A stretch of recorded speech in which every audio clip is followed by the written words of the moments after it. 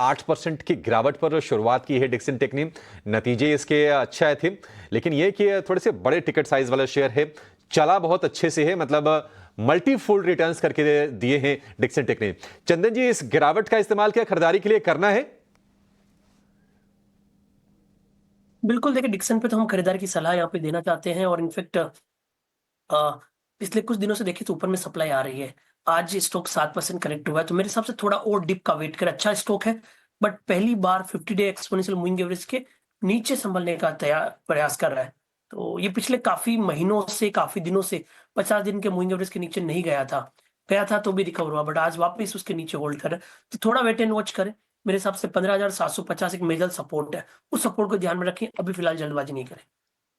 750 के लेवल्स का करें इंतजार, वहां पर खरीदारी के मौके बनते हुए इनलाइन सेट ऑफ नंबर्स, बावजूद इसके मुनाफा वसूली प्रॉफिट टेकिंग इस वक्त। और इसी तरह की तस्वीर ओबरॉय रियल्टी पर भी नजर आएगी। मजबूत सेट ऑफ नंबर्स, नतीजे अच्छे रहे, लेकिन इस वक्त हम देख रहे हैं ऊपरी स्तरों से गिरावट हावी होती हुई।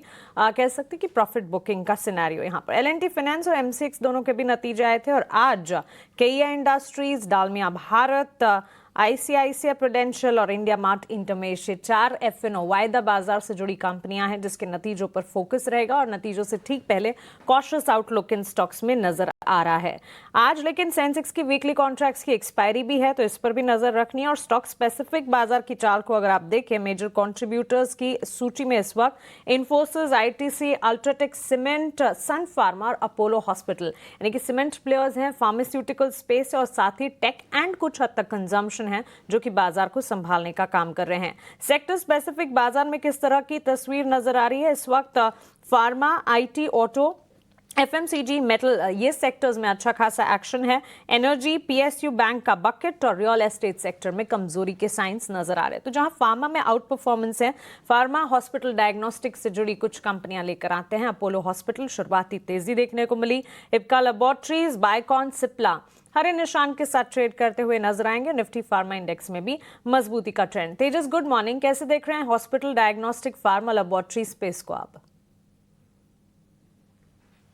देखिए, फार्मा स्टॉक्स की हम बात करें तो फार्मा स्टॉक में जो बायोकॉन का जो चार्ट स्ट्रक्चर है काफ़ी स्ट्रांग है। स्टॉक ऑल टाइम हाई के करीबन ट्रेड कर रहा है।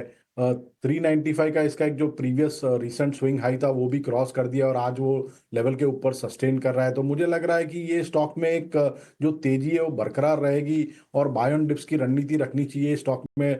ऊपरी में मुझे लग रहा है 425 से लेके 435 तक के भी लेवल आ सकते हैं बायोकॉन में। और लुपिन की हम बात करें तो लुपिन में भी अगर देखेंगे तो एक अच्छे खासे करेक्शन के बाद स्टॉक में हमने देखा कल के सत्र में एक हैमर कैंडलस्टिक पैटर्न बनी है, तो जो रिवर्सल के संकेत दे रहा है। हमने ये स्टॉक में एक लगातार गिरावट देखी है 2400 के लेवल से और रिसेंटली स्टॉक ने 2050 के करीबन एक बॉटम बनाया है और वहां पे एक हैमर कैंडलस्टिक का पैटर्न का फॉर्मेशन हुआ है। तो मुझे लग रहा है ये स्टॉक में भी एक पुल बैक रैली आ सकती है और स्टॉक करीबन 2250 से लेके 2300 तक जा सकता है।